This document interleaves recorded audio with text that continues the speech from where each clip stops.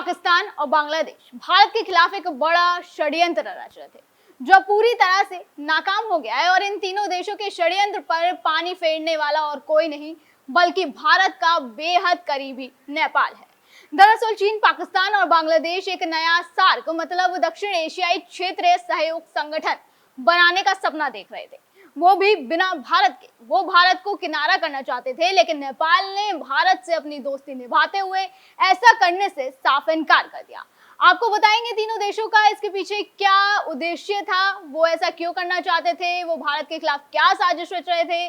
साथ ही ये भी बताएंगे कि भारत के बिना सार्क बनाना क्यों इतना आसान नहीं और कैसे ये देश मुंगेरी लाल के हसीन सपने देख रहे हैं।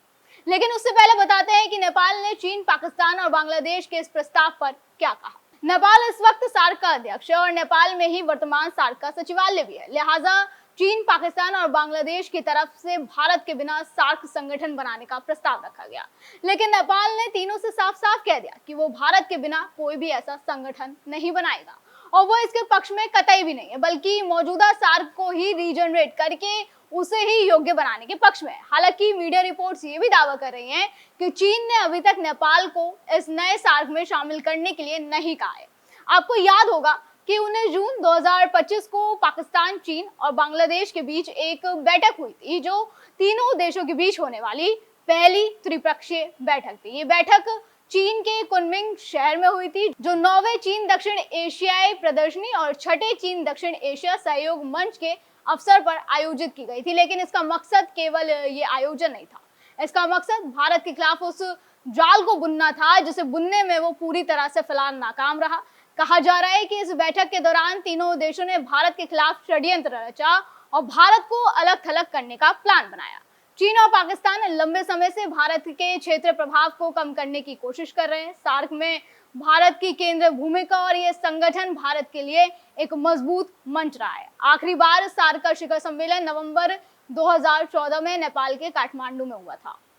यह 18वां सार्क शिखर सम्मेलन था, जिसके बाद इसका आयोजन हुआ सीधा 2016 में, जो पाकिस्तान के इस्लामाबाद में प्रस्तावित था। लेकिन उस वक्त 18 सितंबर 2016 को पाकिस्तान के पोषित आतंकियों ने जम्मू कश्मीर के उरी सेक्टर में भारतीय सेना के 12वीं ब्रिगेड मुख्यालय पर हमला किया, जिसमें करीब 19 भारतीय सैनिक शहीद हो गए थे और कई अन्य घायल भी हुए थे। और पाकिस्तान में शिखर सम्मेलन 9 से 10 नवंबर को होना था, लेकिन उरी हमले के चलते भारत ने पूरी तरह से इस सम्मेलन का बहिष्कार किया और इसमें शामिल होने से इनकार कर दिया था।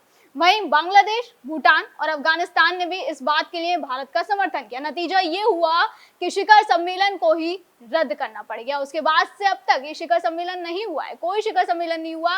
अब आप इस बात से अंदाजा लगा सकते हैं कि भारत इस संगठन में अपने आप में कितना प्रभाव रखता है। ये दर्शाता है कि भारत के समर्थन के बिना सार्क की गतिविधियां आगे नहीं बढ़ सकती, जो भारत की कूटनीतिक ताकत को भी उजागर करता है। लेकिन चीन और पाकिस्तान भारत द्वारा शिखर सम्मेलन का बहिष्कार करने के फैसले का फायदा उठाना चाहते थे। वो सोच रहे थे कि भारत की वजह से सम्मेलन नहीं हो पा रहा है तो वो उसको किनारा कर देंगे और एक नया संगठन बना लेंगे, ताकि भारत का दक्षिण एशिया में भी प्रभाव कम हो जाए।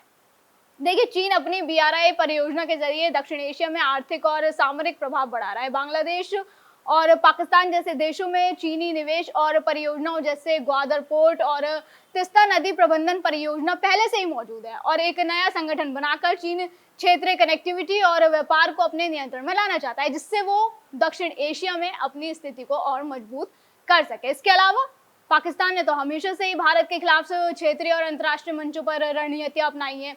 ऑपरेशन सिंदूर जैसे हालिया संघर्षों में चीन का सैन्य और तकनीकी समर्थन पाकिस्तान को मिला, जिससे दोनों देशों की साझेदारी और मजबूत हुई। ऐसे में पाकिस्तान चाहता है कि एक नए संगठन के जरिए वो भारत के प्रभाव को कम करे और क्षेत्रीय मंच पर अपनी स्थिति को मजबूत करे। लेकिन उससे पहले पाकिस्तान को अपनी आंतरिक और आर्थिक स्थिति मजबूत करने की ज्यादा जरूरत है। वही बात अगर करें हम बांग्लादेश की, तो ये तो जाहिर है कि बांग्लादेश में शेख हसीना सरकार के पतन और मोहम्मद यूनुस की अंतरिम सरकार के सत्ता में आने के बाद भारत बांग्लादेश संबंधों में किस तरह से तनाव बढ़ा है। ऐसे में बांग्लादेश भी भारत के प्रभाव को कम करना चाहता है। लेकिन ये तीनों देश शायद भूल गए थे कि दक्षिण एशिया के बारे में कोई भी चर्चा, चाहे वो सार्क को रीजनरेट करने की हो या एक नया संगठन बनाने की, भारत के बिना अधूरी रहेगी। ये बात ऐसे ही नहीं कही जा रही है, इसके कई ठोस कारण है। एक तो ये कि भारत न केवल विश्व की चौथी सबसे बड़ी बल्कि इस पूरे साउथ एशिया की सबसे बड़ी अर्थव्यवस्था में आता है। क्षेत्रफल के लिहाज से भी भारत साउथ एशिया का सबसे बड़ा देश है, जो एक मजबूत लोकतंत्र होने के साथ साथ दुनिया की चौथी सबसे बड़ी स्थायी सेना और हिंद महासागर में मजबूत उपस्थिति वाली नीली जल नौसेना रखता है। यह भी एक फैक्ट है कि सार्क के अधिकांश देश एक दूसरे के साथ सीमाएं साझा नहीं करते, केवल भारत ही लगभग सभी देशों के साथ भूमि सीमाएं साझा करता है। इसके अलावा भारत सार्क के संयुक्त जीडीपी का लगभग 80% हिस्सा रखता है। भारत सार्क के व्यापार पारिस्थितिक तंत्र में केंद्रीय है। इसमें बांग्लादेश का लगभग 90% क्षेत्रीय व्यापार, नेपाल का 80% और श्रीलंका और भूटान का महत्वपूर्ण हिस्सा भारत के साथ होता है। यह भी ध्यान देने वाली बात है कि सार्क के भीतर व्यापार केवल 5% है, जो दूसरे क्षेत्रीय संगठन जैसे आसियान के 25% की तुलना में बहुत कम है। भारत की आबादी सार्क की कुल 1.9 अरब आबादी में से लगभग 1.4 अरब है, जो करीब 75% है। नेपाल और भूटान जैसे लैंडलॉक्ड देशों के लिए भारत बेहद जरूरी है, जो वैश्विक व्यापार के लिए भारतीय बंदरगाहों पर निर्भर है। G20 और क्वाड जैसे मंचों में भी भारत का वैश्विक प्रभाव इतना बड़ा है कि सार्क के सदस्य इसे नजरअंदाज कर ही नहीं सकते। आपको बता दें कि सार्क का गठन 8 दिसंबर 1985 को ढाका में हुआ था, जिसमें 8 देशों को शामिल किया गया था: अफगानिस्तान, बांग्लादेश, भूटान, भारत, मालदीव, नेपाल, पाकिस्तान और श्रीलंका। और अब चीन चाहता है कि वो भी इस तरह के एक नए संगठन का हिस्सा हो और साउथ एशिया में उसका प्रभाव बढ़े। उधर पाकिस्तान पहले भी ये चाहता था कि चीन को सार्क में शामिल किया जाए ताकि भारत के प्रभाव को कम किया जा सके, लेकिन ऐसा न तब हो पाया और ना ही अब हो पाया, क्योंकि जब चीन, पाकिस्तान और बांग्लादेश ने मिलकर एक नापाक चाल चली, तब नेपाल ने अपनी दोस्ती की मिसाल कायम की और इस साजिश को ठुकरा दिया और कहा कि भारत के बिना कोई सार्क नहीं। इस खबर पर आपका क्या कहना है, हमें कमेंट करके जरूर बताएं। फिलहाल आज की वीडियो में बस इतना ही। अगली बार फिर होगी मुलाकात। आप देखते रहे DNP इंडिया, हर खबर भरोसे के साथ।